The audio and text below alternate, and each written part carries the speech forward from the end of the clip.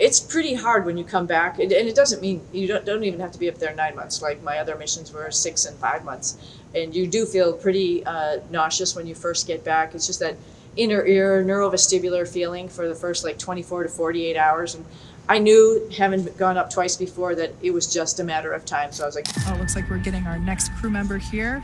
That is none other than Sunita Williams. Big smile, big waves. She, like her other crew member,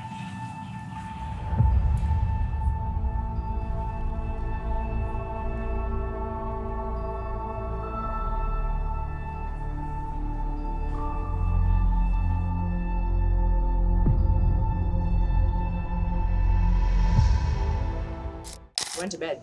Felt good. Lay down on a bed for the first time in 9 months was pretty awesome. I crashed until the next day, and then just trying to get up and trying to move around and understand gravity.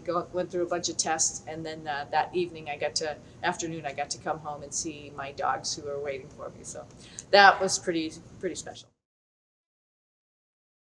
It's pretty hard when you come back, and it doesn't mean you don't even have to be up there 9 months. Like my other missions were 6 and 5 months, and you do feel pretty nauseous when you first get back. It's just that inner ear neurovestibular feeling for the first like 24 to 48 hours, and I knew, having gone up twice before, that it was just a matter of time. So I was like, just push through it. You got this. I mean, just make yourself get up, make yourself go take a shower, and just push over those things, and make yourself walk down on a line to just work on all of those little small agility muscles. Our trainers are doing that with us as well, of course. And yeah, I'm really excited about it because, we all have different opinions and perspectives, right? So we had a very unique perspective of being in the spacecraft. Nobody else had that perspective.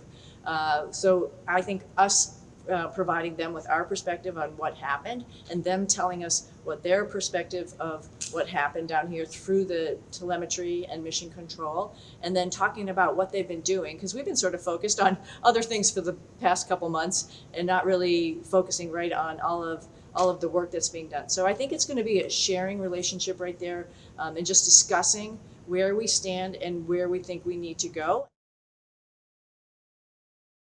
But I think that is already the plan, because there will be new components added to the spacecraft, right, or replaced on the spacecraft. And so we'd really like to test that out, see how that works.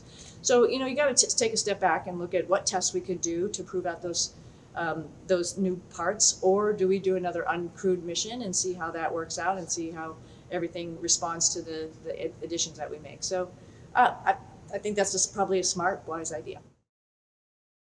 So, this time that we've been up there, we had some amazing solar activity.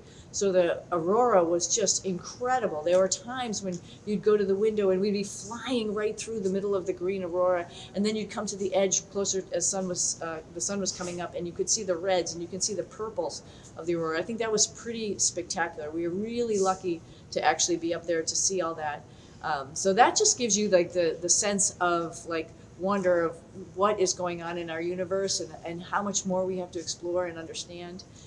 I think the hardest part was just sort of not knowing and trying to relay that information to family and friends who are worried and waiting for us to come home, and try to reassure them that, hey, there's a lot of people, there's a army of people working on a plan and going to be getting us home at the right time on the right spacecraft. So I think that was just the hardest thing to convince them. And I think one of the ways that I was successful is I started writing a journal and showing them or telling them all about what was going on, and then I started bringing them along with me, and then that sort of turned the tide for them.